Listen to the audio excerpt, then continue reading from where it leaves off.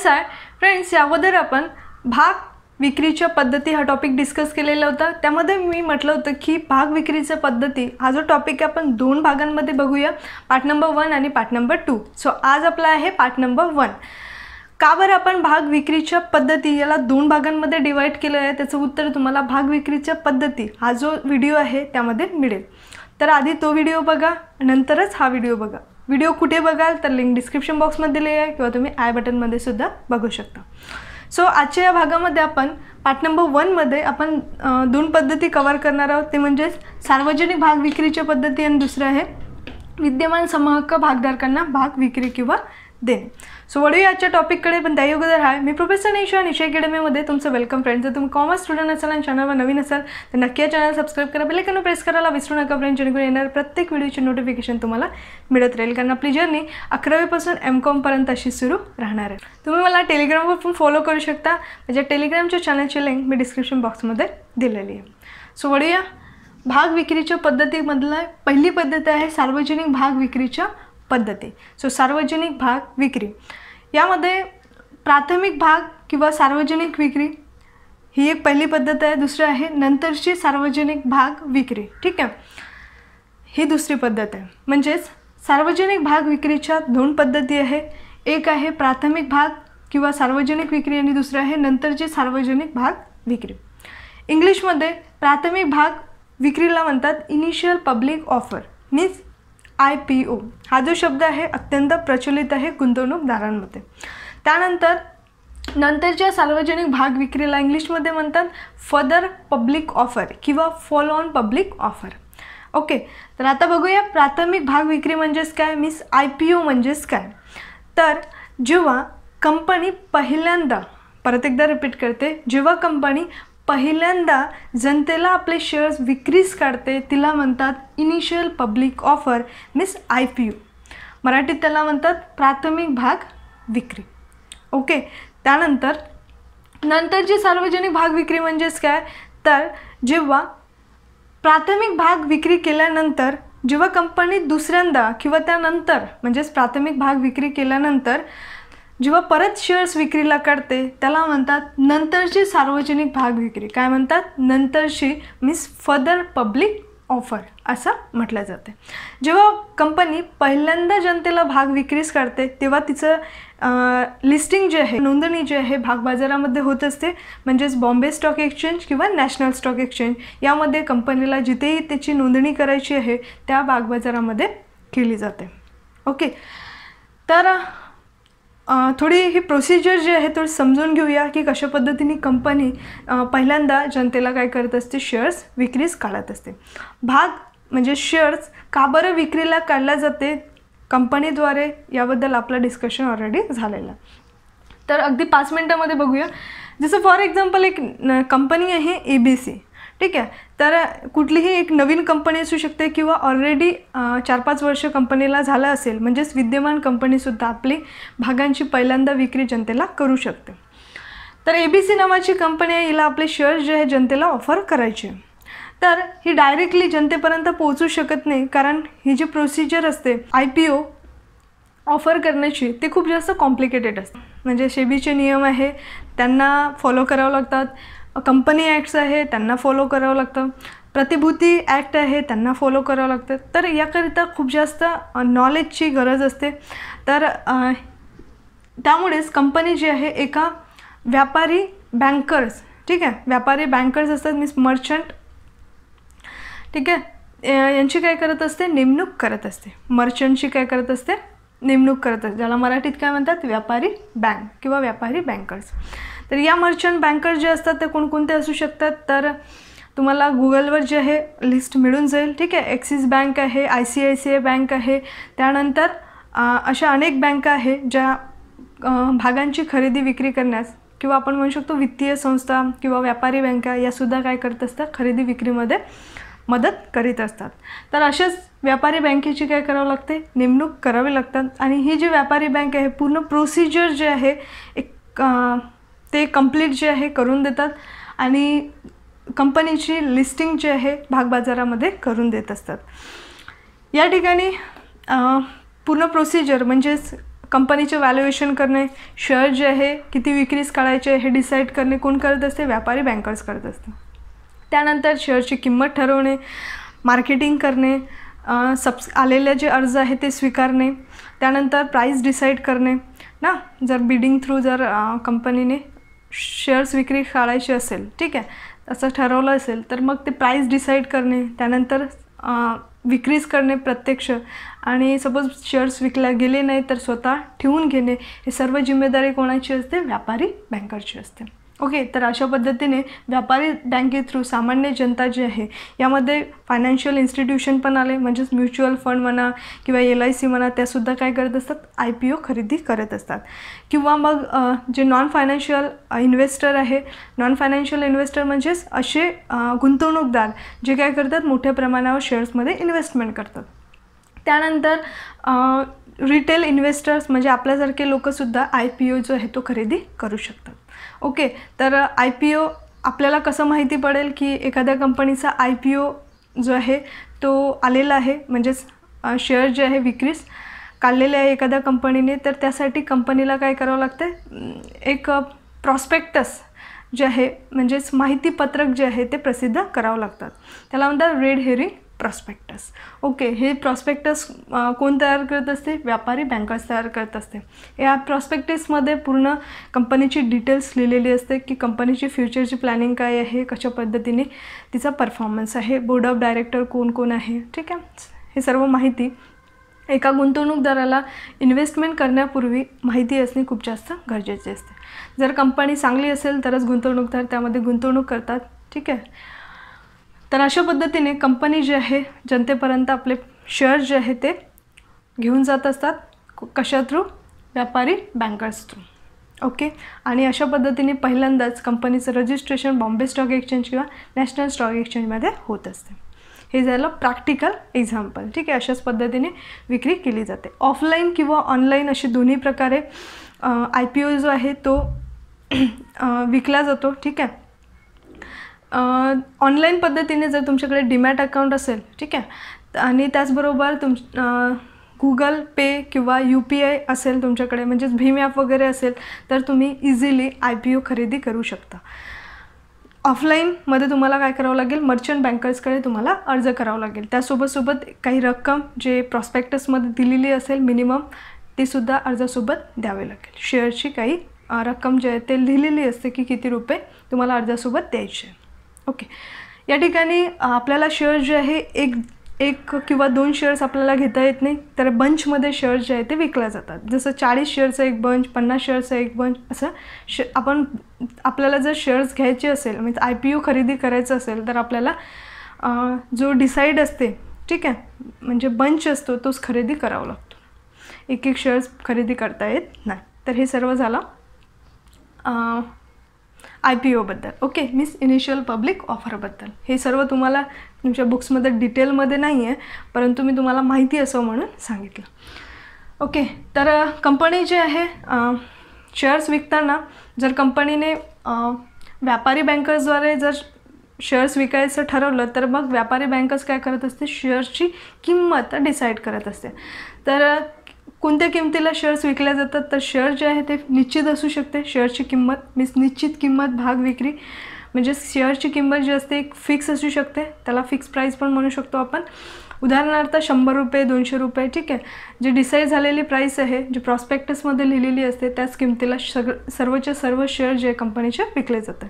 जर कंपनीने book building पद्धतीचा अवलंब जर केला असेल, तर या ठिकाणी आपल्याला एक प्रॉस्पेक्टसमध्येच दिलेलं असते कंपनीने किती लिमिट जे आहे ते दिलेली आहे.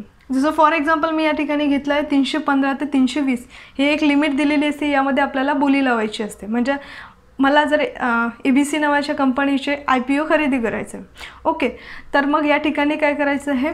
मला ठरवायचं आहे की मी किती किमतीला मला शेअर्स घ्यायचे आहे. 315ला घ्यायचे आहे, 316ला घ्यायचे आहे, 320ला घ्यायचे आहे.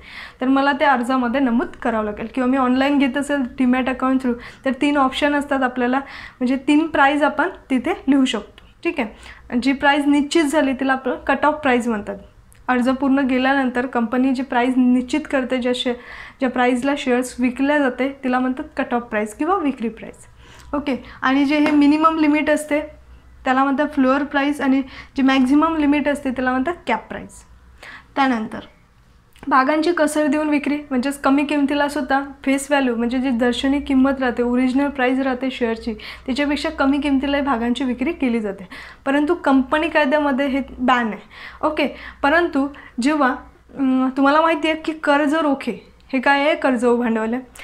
परिवर्तनीय कर्ज रोखे याबद्दल आपला डिस्कशन झालेलं आहे. म्हणजेच काही काळानंतर कर्ज रोख्याचे काय होते, समहक्क भागामध्ये रूपांतर होते. त्यावेळेला आपण डिस्कस केलेलं होतं की मार्केट प्राईसपेक्षा कमी किमतीला काय केले जातात, कर्ज रोखेधारकांना शेअर्स दिले जातात. तर अशा केसमध्ये भागांची कसर देऊन विक्री जी आहे त्या ठिकाणी केली जाते. फक्त तेवढ्याच पुरतं ते अलाउ आहे. ओके, म्हणजे डिस्काउंटमध्ये शेअर्स विकले जातात. परत जे फेस व्हॅल्यू आहे म्हणजे ओरिजिनल प्राईस आहे त्याच्यापेक्षा जास्त किमतीलासुद्धा कंपनी शेअर्स विकू शकते. त्याला म्हणतात वाढावा घेऊन भागांची विक्री करणे. ठीक आहे, जसं फॉर एक्झाम्पल 100 रुपये फेस व्हॅल्यू आहे किंवा मार्केट व्हॅल्यू आहे त्याच्यापेक्षा जास्त किमतीला 150 रुपयाला सपोज शेअर्स विकले गेले किंवा 200 रुपयाला शेअर्स विकले गेले, तर जे जास्तीची रक्कम मिळालेली असते ती रक्कम कंपनीचं प्रॉफिट नसते, ती रक्कम जी आहे जास्तीची मिळालेली ती काय केली जाते, एका खात्याला ट्रान्सफर केली जाते.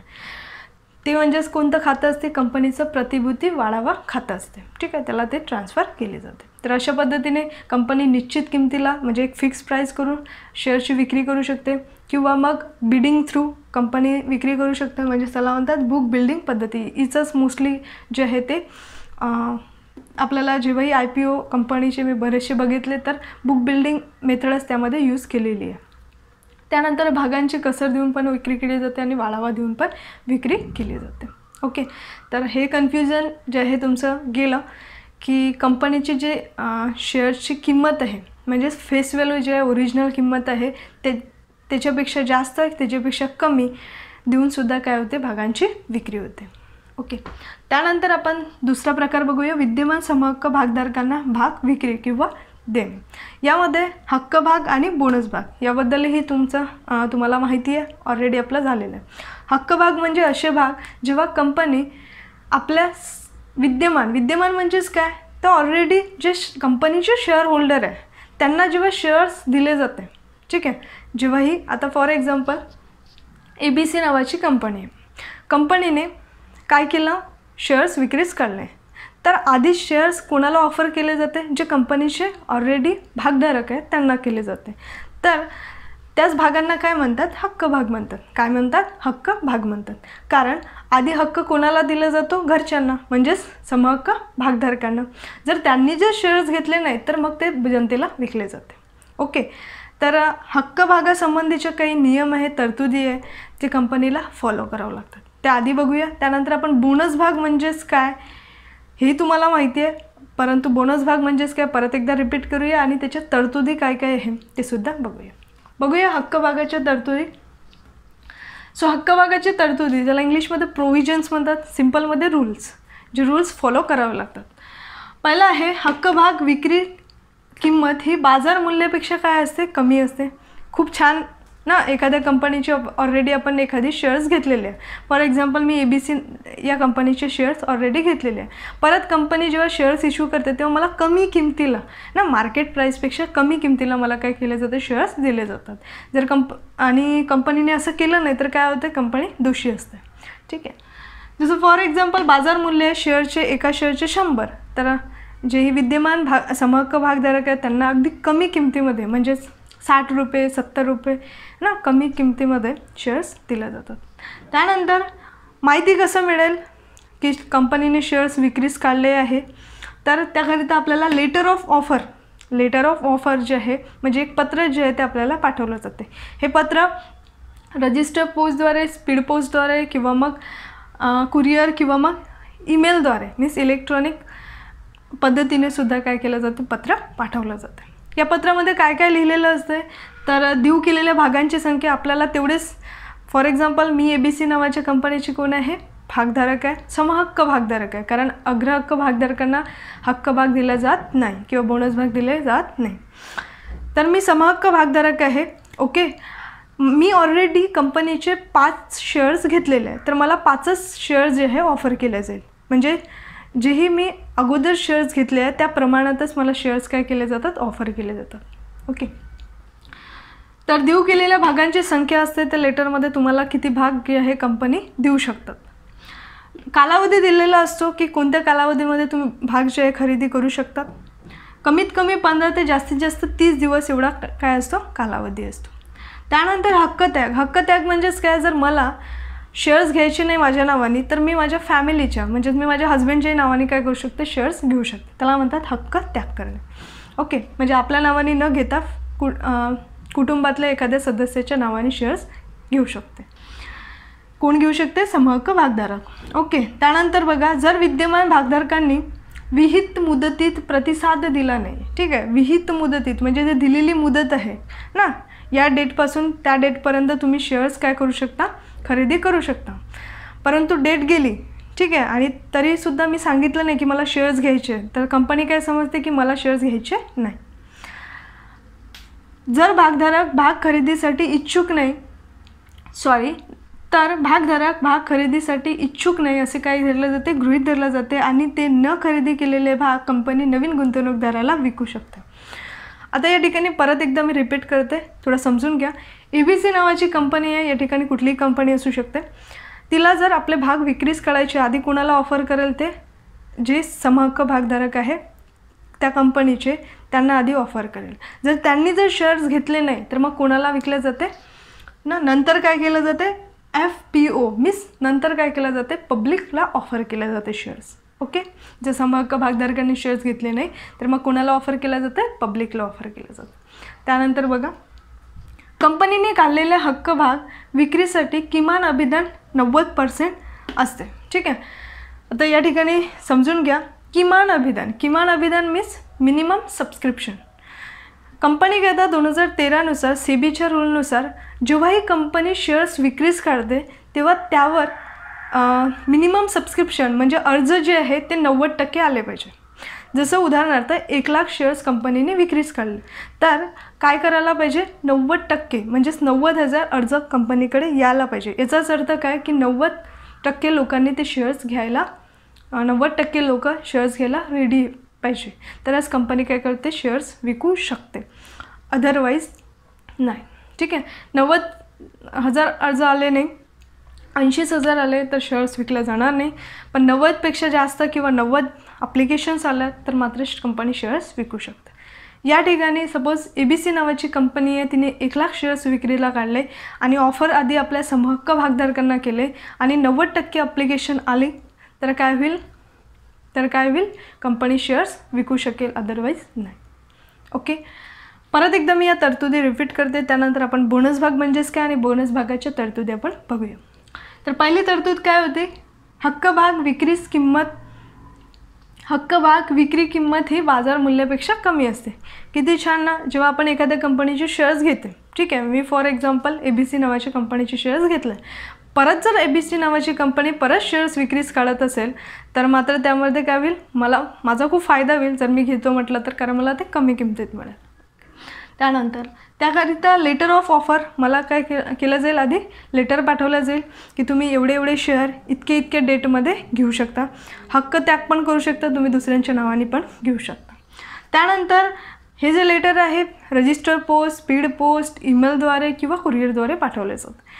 जर मी लेटर जो दिलेली डेट आहे त्यामध्ये काही रिस्पॉन्स दिला नाही ना, काही अर्ज केला नाही किंवा खरेदी केली नाही शेअर्स, तर या ठिकाणी कंपनी समजून जाते की मी इंटरेस्टेड नाही आहे, म्हणजे समहक्क भागधारक इंटरेस्टेड नाही आहे, तर मग ते शेअर जे आहे पब्लिकला ऑफर केले जातात.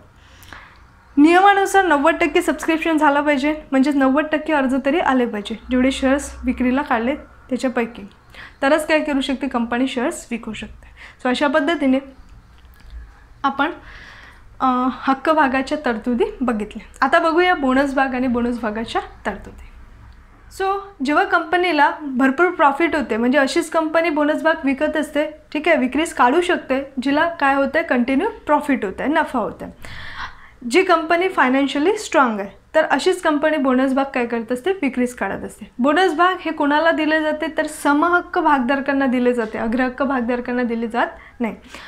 समहक्क भागधारकांना काय दिले जातं, फ्रीमध्ये बोनस भाग दिले जातात. या ठिकाणी जेही बोनस भाग असतात ते नफ्यातून किंवा मग राखीव निधीमधून दिले जात असल्याकारणाने त्यालाच नफ्याचे किंवा राखीव निधीचे भांडवलीकरण असे सुद्धा म्हटले जाते.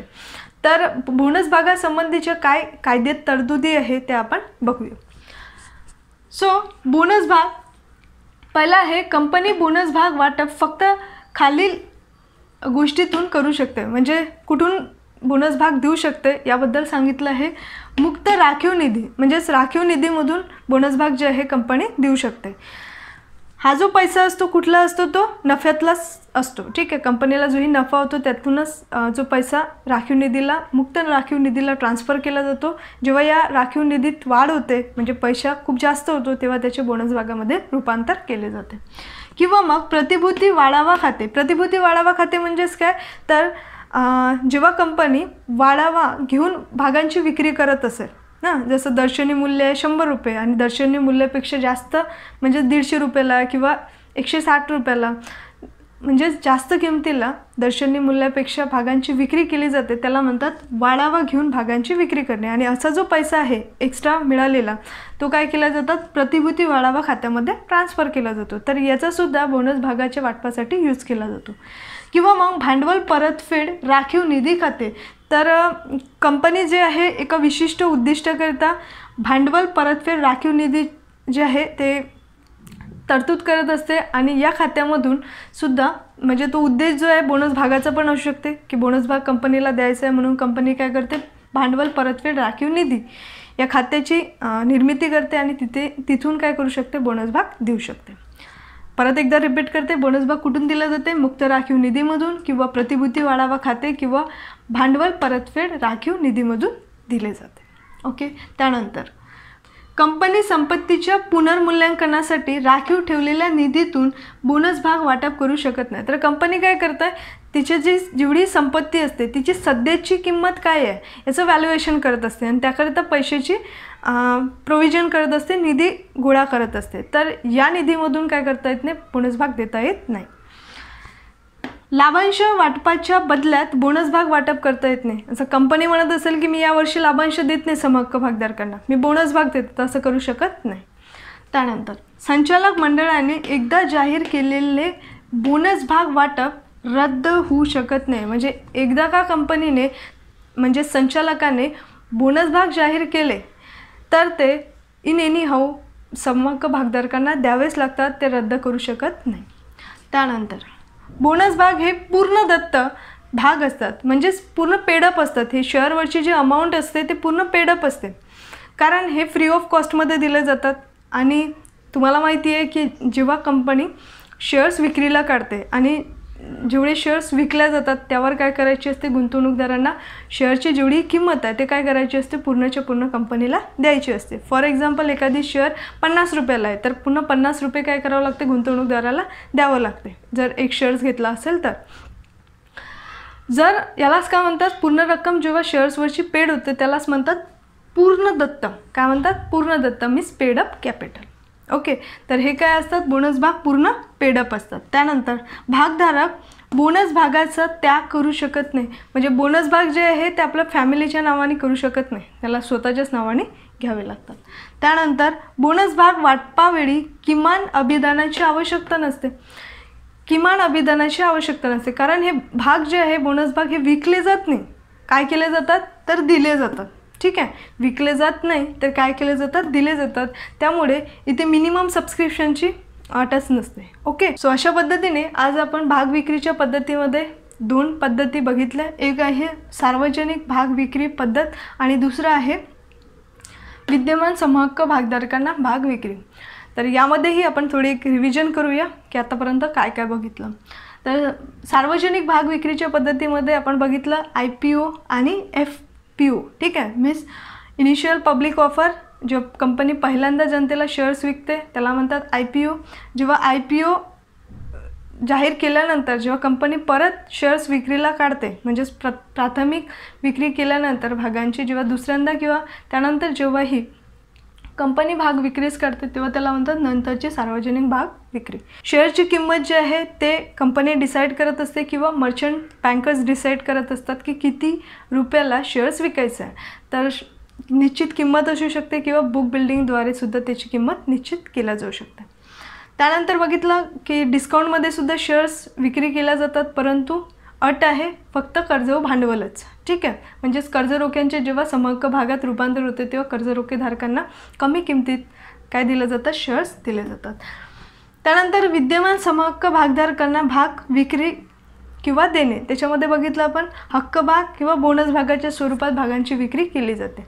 हक्क भाग म्हणजेच काय, तर जेव्हा ही कंपनी शेअर्स विक्रीस काढते तेव्हा आधी कोणाला विचारलं जाते, समहक्क भागधारकांना, जे कंपनीचे ऑलरेडी शेअर होल्डर आहेत त्यांना विचारलं जाते. जर त्यांनी नाही घेतलं तर मग काय केलं जाते, ते शेअर जनतेला विकले जाते. त्यानंतर बोनस शेअर्स जे आहे म्हणजे बोनस भाग जे आहे ते फ्री ऑफ कॉस्ट कोणाकरता असते, समहक्क भागधारकांकडे. तरतुदी बघितल्या आपण हक्क भागाच्या तर बघितल्या. परत आपण बोनस भागाच्या तरतुदी रिपीट करूया. पहिला आहे कंपनी बोनस भाग वाटप जे आहे कशातून करू शकते, मुक्त राखीव निधीमधून किंवा प्रतिभूती वाढावा खाते किंवा भांडवल परतफेड राखीव निधीमधून करू शकते. त्यानंतर कंपनी संपत्तीच्या पुनर्मूल्यांकनासाठी जो पैसा राखून ठेवते त्यातून काय करू शकत नाही, बोनस भाग देऊ शकत नाही. संपत्तीचे पुनर्मूल्यांकन म्हणजेच काय, तर सद्यस्थितीत म्हणजे संपत्तीचे किती मूल्य आहे हे जाणून घेणे. ठीक आहे, याचं व्हॅल्युएशन करणं. त्यानंतर लाभांश वाटपाच्या बदल्यात बोनस भाग काय करू शकत नाही, देऊ शकत नाही. हां, तुम्ही कंपनी जर लाभांश देत असेल आणि बोनस भाग देत असेल चालेल, परंतु कंपनी असं म्हणू शकत नाही की यावर्षी मी लाभांश देत नाही, बोनस भाग देते, तर असं होत नाही. त्यानंतर संचालक मंडळाने एकदा जाहीर केलेले बोनस भाग वाटप रद्द होऊ शकत नाही. एकदा का संचालक मंडळाने बोनस भाग जाहीर केले की ते रद्द होत नाही, ते द्यावेच लागतात. त्यानंतर बोनस भाग हे पूर्णदत्ते असतात, फुल्ली पेड अप असतात, 1 रुपयेही समहक्क भागधारकांना द्यावा लागत नाही. त्यानंतर भागधारक बोनस भागाचा त्याग करू शकत नाही, ते आपल्याच नावाने घ्यावं लागतं, दुसऱ्यांच्या नावाने घेऊ शकत नाही. त्यानंतर आणि हो, या ठिकाणी एक गोष्ट लक्षात ठेवा की बोनस भाग भागधारकांना त्यांनी धारण केलेल्या भागांच्या प्रमाणानुसारच मिळते. फॉर एक्झाम्पल मी जर 10 जे शेअर्स आहे ते एखाद्या कंपनीचे घेतले असेल आणि त्याच कंपनीने परत मला बोनस भाग द्यायचा असेल तर मला तेवढे शेअर्स दिले जाईल जेवढे माझ्याकडे ऑलरेडी आहे. ठीक आहे, म्हणजे 10. त्यानंतर बोनस भाग वाटपावेळी किमान अभिदानाची आवश्यकता नसते. ठीक आहे, कारण हे विकले जात नाही तर दिलं जाते. ओके, सो अशा पद्धतीने भाग विक्रीच्या पद्धती आपण कवर केल्या, 2 पद्धती आपण कवर केला. सो फ्रेंड, अशा पद्धतीने आज आपण भाग विक्रीच्या पद्धती पार्ट 1 बघितला आणि 2 पद्धती त्यामध्ये कवर केला. परत भेटूया एका नवीन टॉपिकसोबत. तोपर्यंत खुश राहा, अभ्यास करत राहा, दुसऱ्यांना मदत करत राहा आणि बघत राहा Nisha academy. Thank you friend, thanks for watching.